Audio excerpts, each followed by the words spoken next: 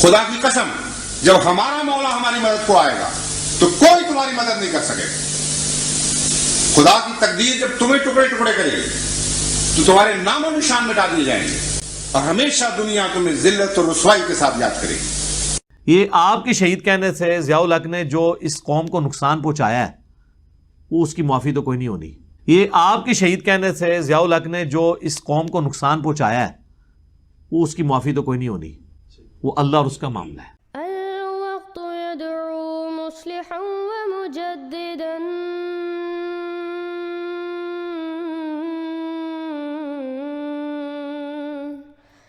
فرنوا بنظر طاهر وجنان.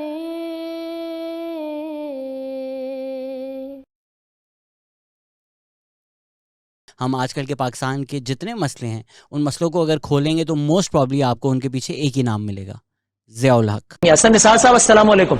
جی وعلیکم السلام. حسن نثار صاحب, طیارہ ہوا میں پھٹ گیا اور پھر پاکستان میں ایک نئے دور کا آغاز ہو گیا. کیا دیا پاکستان کو اس 10-11 سالہ دور نے, یا کیا لیا پاکستان سے اس 11 سالہ دور نے؟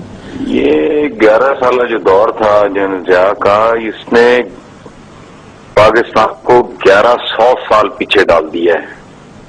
یہ بات آپ کو شاید شاعری اور مبالغہ لگے, لیکن یہ میں دیانتداری سے سمجھتا ہوں. یعنی آپ لٹرلی یہ سمجھتے ہیں کہ 1100 سال پیچھے چلے گا؟ 1100 سال اس ملک کی بیڑیوں میں ایسے وٹے ڈال گیا وہ آدمی, ایسے کانٹے بیج گیا ہے کہ یہ قوم لہو لہان ہو گئی ہے.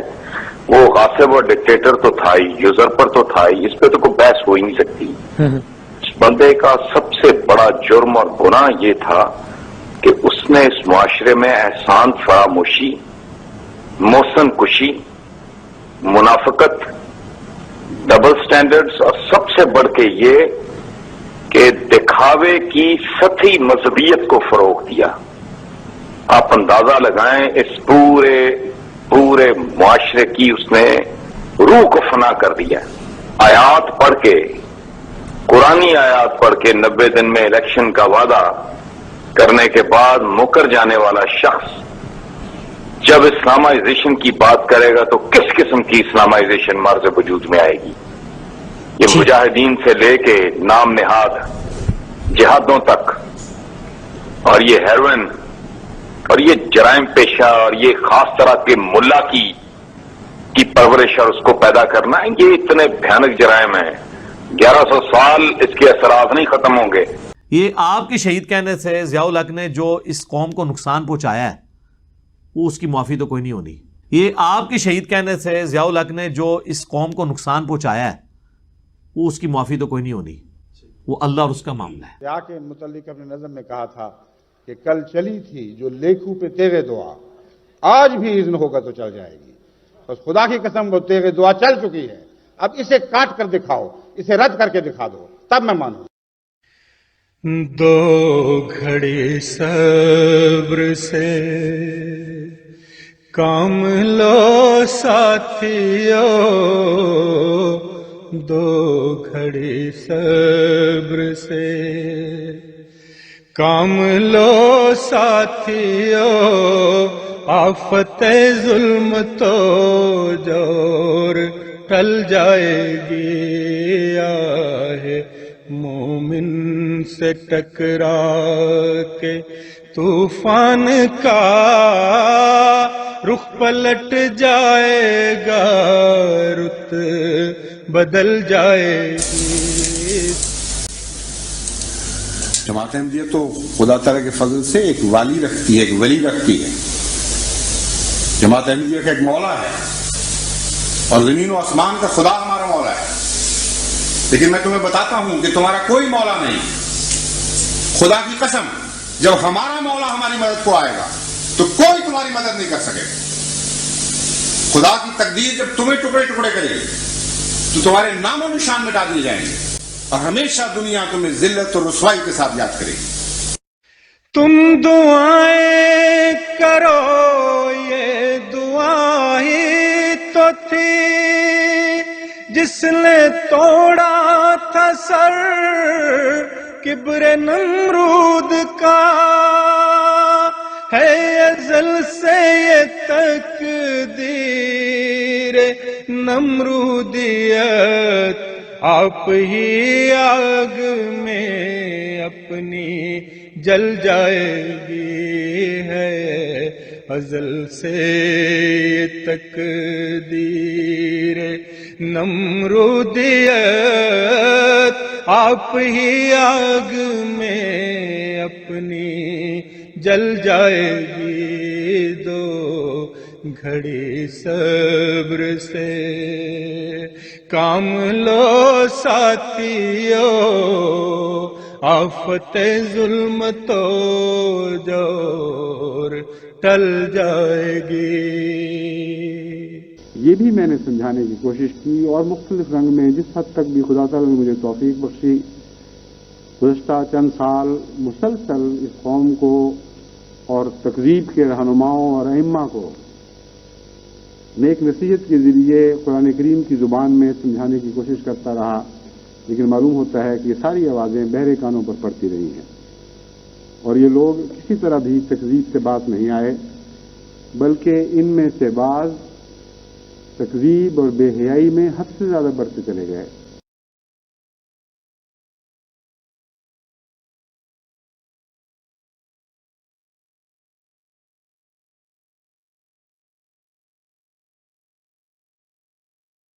और पाकिस्तान के बदनसीब सरबराह ने जो पहले डिक्टेटर के तौर पर जाहिर हुए, फिर उसके बाद सदर का चोला पहना, वो इस वक्त हज़रत मसीह अलैहिस्सलाम की तकज़ीब के सबसे बड़े लंबरदार हैं और उनके तमाम मानने वालों को भी, और उनको भी जो तकज़ीब में पेश हैं और हुकूमत पाकिस्तान से ताल्लुक़ रखते हैं, और उनको भी जो तकरीब में पेश हैं और उलमा के तबके से ताल्लुक़ रखते हैं, उनको भी जो तकरीब में पेश हैं और अदलिया से ताल्लुक़ रखते हैं, उनको भी जो तकरीब में पेश हैं और सियासत से ताल्लुक़ रखते हैं, उनको भी जो तकरीब में पेश हैं और आवाम से ताल्लुक़ रखते हैं, लेकिन कुछ गिरोहों के सरबराह हैं। उन सब को मैं मुखातब करके तमाम जमात अहमदिया की तरफ से मुबाहले का चैलेंज देता हूँ। अगर तुम मुबाहले के लिए तैयार हो तो मैं जमात अहमदिया की सरबराही में ऐलान करता हूँ कि लानतुल्लाह अलल काज़िबीन, तुम भी अपने चेलों चांतों को इकट्ठा करो, अपने बड़ों और छोटों को बुलाओ, अपनी औरतों और बच्चों को बुलाओ और ये ऐलान जमात अहमदिया के मुताबिक करने के लिए। लेकिन चैलेंज कबूल करें या ना करें, क्योंकि तमाम अइम्मतुल मुकफ़िरीन के इमाम हैं और तमाम अज़ियत देने वालों में सबसे ज़्यादा जिम्मेदारी इस एक शख्स पर आयद होती है जिन्होंने मासूम अहमदियों पर जुल्म किए हैं, और उस जुल्म के पीछे पड़कर झांकने की कोशिश की है कि जो मैंने हुक्म जारी किया था वो जारी हो भी गया है कि नहीं, और एक मासूम अहमदी कैसी तकलीफ महसूस कर रहा है। जब तक ये पता न चले इनको लज्जत महसूस नहीं होती थी। ऐसे शख्स का जुबान से चैलेंज कबूल करना जरूरी नहीं हुआ करता, उसका अपने जुल्म और सितम में उसी तरह जारी रहना इस बात का निशान होता है कि उसने चैलेंज को कबूल कर लिया है। इस रोया से मुझे ख्याल आया कि इस मजमून के मुतालिक मैं आज आपके सामने कोई बयान करूं और आपको दुआ की तरफ मुतवज्जे करूं, क्योंकि ये बहुत इंजारी रोया है। इसका मतलब ये है कि जिस कौम को हम मुखातब कर रहे हैं आज, जिसको हमने मुबाहले की दावत दी है, बदकिस्मती से उनके मुकद्दर में खुदा ताला की नाराजगी का दिन देखना है। वरना अल्लाह ताला इस रंग में मुझे ये पैगाम न देता कि हिस्ट्री रिपीट्स इटसेल्फ, उसमें कोई तब्दीली नहीं देखोगे, मुजरिमों को खुदा जरूर सजा देगा। बस इस मौके पर जबकि मुबाहला की दावत गैरों को दी गई है, इस वजह से खुसूसियत से कि ये इस्तेहज़ा में बढ़ रहे हैं और अपने गुज़श्ता किरदार में कोई तब्दीली पैदा नहीं कर रहा है। इस्तेहज़ा में भी बढ़ रहे हैं, जुल्म में भी बढ़ रहे हैं, और हुकूमत का जहां तक ताल्लुक है वो मासूम अहमदियों पर कानूनी हरबे इस्तेमाल करके तरह तरह के सितम ढा रही है। اور آپ کو یاد ہوگا کہ میں نے آغاز ہی میں حکومت کو یہ متنبہ کیا تھا کہ آپ اگر اپنی شان کے خلاف بھی سمجھتے ہوں چیلنج کو قبول کرنا، اگر آپ زیادتیوں سے باز نہ آئے اور ظلم و ستم کی یہ راہ نہ چھوڑی، تو جہاں تک میں سمجھتا ہوں خدا کی تقدیر اسے مباہلے کے چیلنج قبول کرنے کے مترادف بنائے گی اور آپ سزا سے بچ نہیں سکیں گے۔ اس لیے اگرچہ بارہا کثرت کے ساتھ احمدیوں کی تکلیفوں کی خبریں مل رہی ہیں، لیکن مجھے کامل یقین ہے کہ یہ مقابلہ خدا سے ہے ان لوگوں کا، اور اس میں جماعت احمدیہ اب نہ کچھ کر سکتی ہے، نہ اس کے کرنے کا کوئی محل اور مقام ہے، صرف انتظار ہے۔ خدا کی تقدیر لازماً ان کو پکڑے گی اور لازماً ان کو سزا دے گی جو ان شرارتوں سے باز نہیں آئیں گے۔ بس یہ حالات دیکھنے کے بعد دل خوفزدہ ہوتا تھا اور انسان طبعاً یہ نتائج نکالتا تھا کہ ممکن ہے، یعنی اس بات کا احتمال ہے کہ اللہ تعالیٰ اس قوم کے مجرمین اور ان کے ساتھ دینے والوں کو سخت سزا دے گا۔ لیکن رات کی رویا نے میرا دل ہلا دیا ہے، کیونکہ یوں معلوم ہوتا ہے کہ یہ سزا ایک قسم کا مقدر بن گئی ہے، اور لازماً ان میں سے ایک طبقہ، میں اب بھی یہی کہتا ہوں کہ سب نہیں، ان میں سے ایک طبقہ عبرت کا نشان بنے گا۔ یہ دعا ہی کا تھا معجزہ کے عصا، ساحروں کے مقابل بنا اژدہا۔ یہ دعا ہی کا تھا معجزہ کے عصا، ساحروں کے مقابل بنا اژدہا۔ آج بھی دیکھنا مرد حق کی دعا، سحر کی ناگنوں کو نگل جائے گی۔ دو گھڑی صبر سے کام لو ساتھیو، دو گھڑی صبر سے۔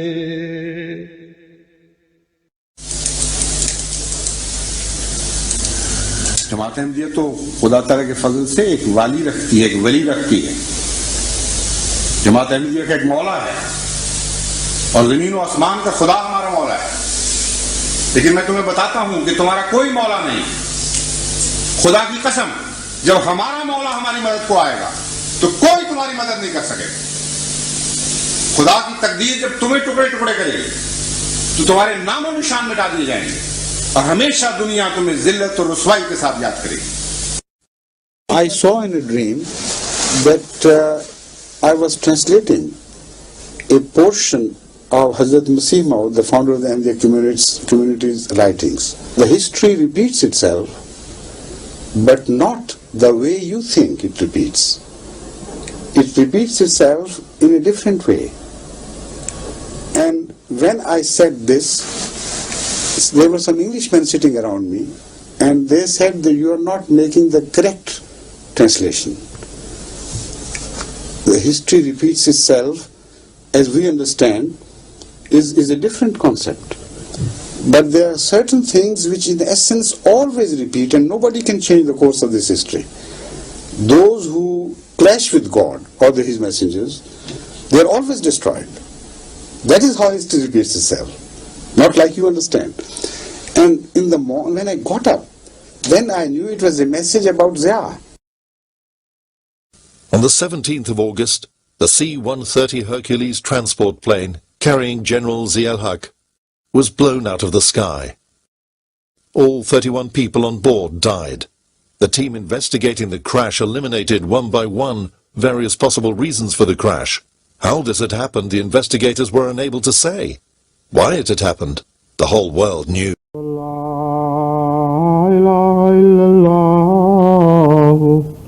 وحده لا شريك له وأشهد أن محمدا عبده ورسوله أما بعد فأعوذ بالله من الشيطان الرجيم بسم الله الرحمن الرحيم الحمد لله رب العالمين الحمد لله رب العالمين الحمد لله رب العالمين الرحمن الرحيم مالك يوم الدين إياك نعبد وإياك نستعين اهدنا الصراط المستقيم صراط الذين أنعمت عليهم غير المغضوب عليهم ولا الضالين.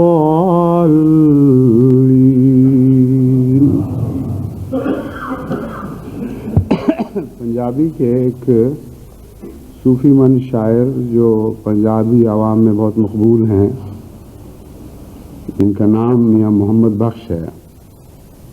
ان کا ایک شعر ہے یا ایک شعر کا ایک مصرع ہے کہ دشمن مرے کہ خوشی نہ کریے سجنا بھی مر جانا. اس چھوٹے سے پنجابی کے مصرعے میں بڑی حکمت بیان کی گئی ہے.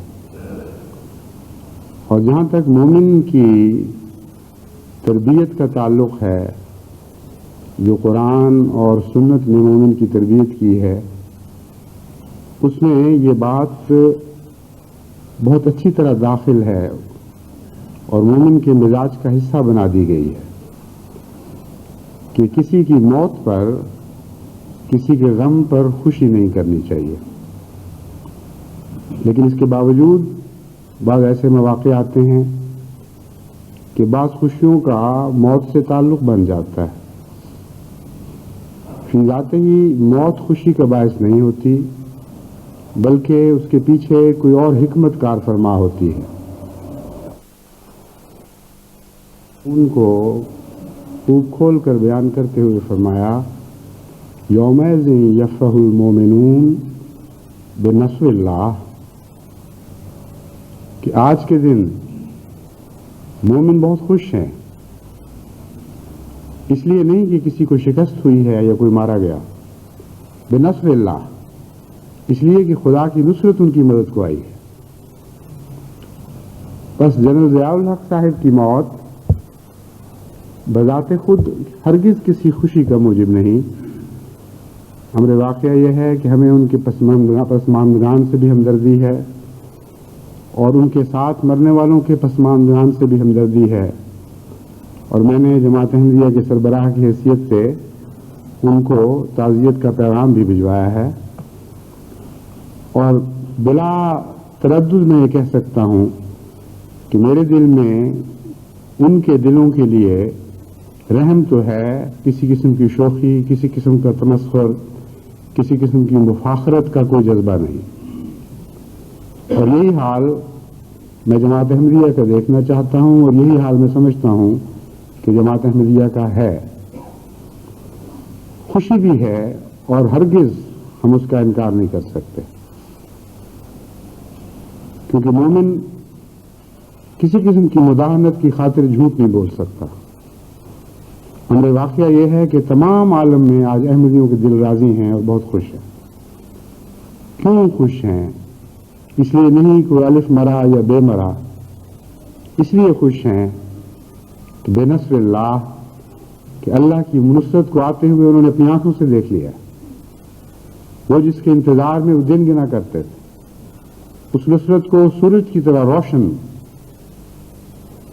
आसमान से नाजिल होते हुए देख लिया है। और ये वो तारीखी दौर है जिसमें से आज हम गुजर रहे हैं। इस दौर में से गुजरना एक ऐसी सआदत है जो किस्मत के साथ कौमों को नसीब हुआ करती है।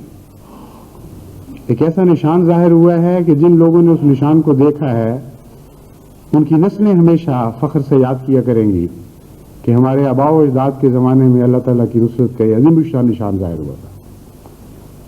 बस हमारी खुशी हरगिज़ किसी की मौत या किसी के दुख से वाबस्ता नहीं है। इस खुशी के बावजूद हमें उनकी तकलीफों का एहसास भी है और उनकी तकलीफों का दुख भी है। मोमिन के बरक्स जो लोग ईमान की हलावत से आशना नहीं होते, जिनको कुरान और सुन्नत की सही तरबियत हासिल नहीं होती, उनके रद्द अमल इससे मुख्तलिफ हुआ करते हैं। वो दुश्मन की छोटी सी खुशी के ऊपर बगले बजाते और नाचते और तमस्कुर करते, छोटे से गम पर और उसकी छोटी सी खुशी पर निढाल हो जाते हैं, वे उन पर मौत वारिद हो गई। हमसे बिल्कुल बरक्स सूरत हाल अहमदियत के दुश्मनों की है। हमें वाकया ये है कि हमारे इस दावा की सच्चाई इस बात में मुज़मिर है कि खुदा ने हाल ही में दो निशान दिखाए हैं, एक दुश्मन की जिंदगी का और एक दुश्मन की मौत का। जब हमने खुदा की तरफ से दुश्मन की जिंदगी का निशान देखा तब भी हम खुश हुए, और जब हमने अपने मौला की तरफ से दुश्मन की मौत का निशान देखा तब भी हम खुश हुए। अल्लाह ताला की नुसरत के निशान पर हम खुश हैं, किसी की मौत और जिंदगी से हमारी खुशियों का कोई ताल्लुक नहीं।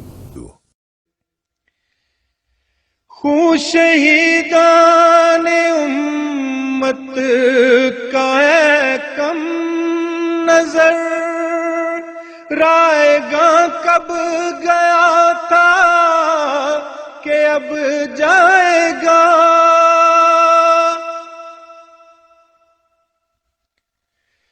खून शहीदाने उम्मत का है कम नजर, राएगा कब गया था कि अब जाएगा। हर शहादत तेरे देखते देखते फूल फल आएगी, फूल फल जाएगी। हर शहादत तेरे देखते देखते फूल फल आएगी, फूल फल जाएगी।